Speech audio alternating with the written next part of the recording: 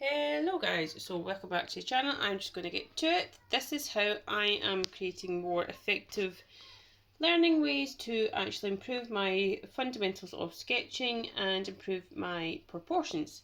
So these are drawings that I've just taken from, photos that I've taken off the internet, and then I create a sketch of it. So I utilise good speed and along with other methods. So this one is observational. If you'd like to know more about it, please let me know. I can go into more detail. I feel like a broken record because that's all I say in these videos. Please contact me if you'd like to know more about the methods or for me to go into more detail. So this one here is the closest to the actual reference photo.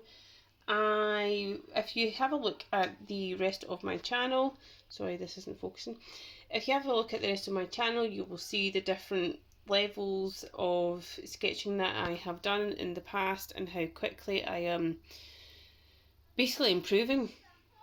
So yeah, if you let me know what you think and also what methods you guys use, and maybe start up a wee conversation, wee chat, that'd be awesome. And all my subscribers, I truly appreciate you all.